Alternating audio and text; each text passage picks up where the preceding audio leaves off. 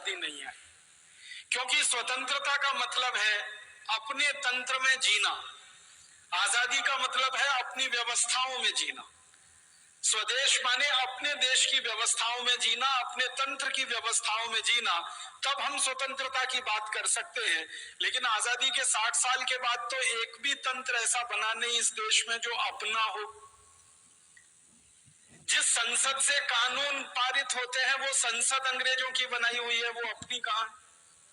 ये गोल गुंबद जो शून्य जैसा है, ये तो अंग्रेजों का बनाया हुआ ढांचा है 1927 में, जिसको महात्मा गांधी ने बहुत कड़े शब्दों में कहा था कि बम लगा के उड़ा दो इसको।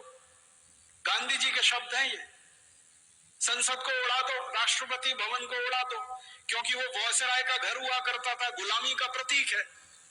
तो गांधी जी से किसी ने कहा कि बापू आप तो अहिंसा वाले आदमी हैं और आप कह रहे हैं इसको उड़ा दो, तो उन्होंने कहा गुलामी के प्रतीकों को संभाल कर नहीं रखा जाता।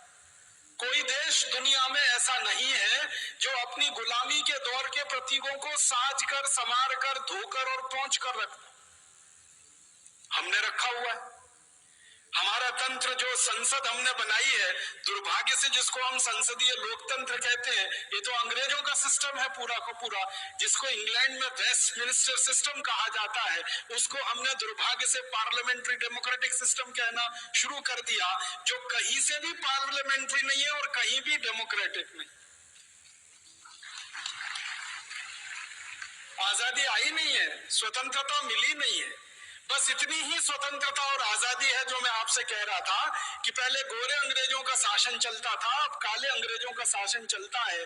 व्यवस्थाएं सबकी सब वही हैं, कानून सबके सब वही हैं, नीतियां सबकी सब वही हैं। सब कुछ अंग्रेजों के जमाने का आज भी चल रहा है इस देश में। इसलिए हमको आज भारत स्वाभिमान की तरफ से स्वदेशी की बात फिर करनी पड़ रही है, क्योंकि सब कुछ अधूरा है 15 अगस्त 1947 के बाद। मैं आपको बहुत दुख के साथ एक बताना चाहता हूं, अंग्रेजों ने भारत को गुलाम बनाया और भारत जैसे 50 देशों को गुलाम बनाया। उनमें से कुछ देश हैं जैसे कनाडा है, ऑस्ट्रेलिया है, न्यूजीलैंड है, ये एक ग्रुप के देश हैं। भारत है, पाकिस्तान है, बांग्लादेश है, ये दूसरे ग्रुप के देश हैं। मॉरिशस है, श्रीलंका, ये तीसरे ग्रुप के देश हैं।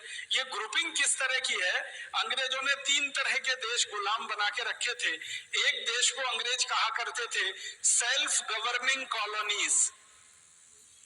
सेल्फ गवर्निंग कॉलोनीज में ये था कनाडा, ऑस्ट्रेलिया, न्यूजीलैंड, ये अंग्रेजों का गुलाम था, लेकिन इनकी कैटेगरी थी सेल्फ गवर्निंग कॉलोनीज।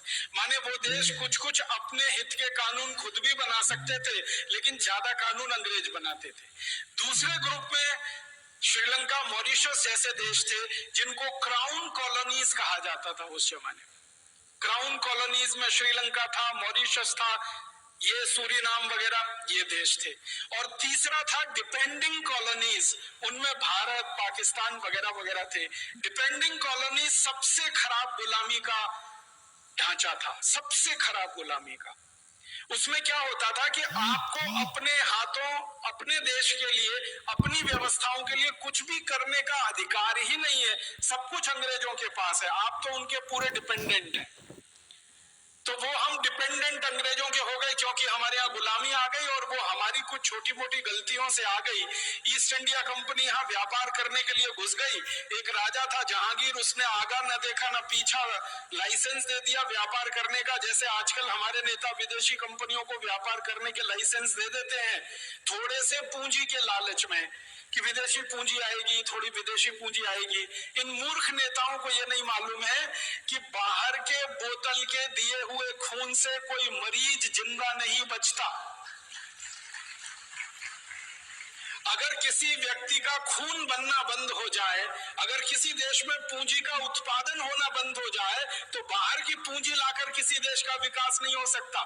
जैसे किसी मरीज के शरीर में खून बनना बंद हो जाए, तो बोतल का खून चढ़ाकर कितने दिन जिंदा रखेंगे आप उस मरीज को? आखिर उसको आज नहीं तो कल अपना खून बनाना ही पड़ेगा। बढ़ेगा तभी वो जिंदा रहेगा। वैसे ही पूंजी की जरूरत है तो पूंजी उत्पादन का तरीका बढ़ाना पड़ेगा, बनाना पड़ेगा, न कि ये कि हम भीख मांग के हमेशा पूंजी लाएंगे। तो विदेशी पूंजी पर आधारित ये देश बनाने के चक्कर में सारे दरवाजे खोल दिए। आजादी मिलने के 50 साल भी पूरे नहीं हुए, सारे दरवाजे फिर खुल गए। फिर से विदेशी कंपनियों का स्वागत है। ग्लोबलाइजेशन है, लिबरलाइजेशन है, प्राइवेटाइजेशन है, हजारों हजारों कंपनियों को बुलाया जा रहा है। हर एक क्षेत्र में उनको व्यापार करने का लाइसेंस दिया जा रहा है। जिन जिन क्षेत्रों में हम व्यापार करते थे अच्छा, वहां भी उनको बुलाया जा रहा है। पानी बेचने के लिए विदेशी कंपनियां आ गई, आलू का चिप्स बेचने के लिए आ गई, टमाटर की चटनी बेचने के लिए आ गई, आम का अचार बेचने के लिए विदेशी कंपनियां आ गई, डबल रोटी पाव रोटी बेचने के लिए, अंडरवियर बनियान बेचने के लिए विदेशी कंपनियां, क्रीम पाउडर लिपस्टिक बेचने के लिए विदेशी कंपनियां, साधारण सी छोटी छोटी चीजों से लेकर हर बड़ी चीज तक सब कुछ विदेशी बेचेंगे इस देश में, ऐसा माहौल बनाया जा रहा है।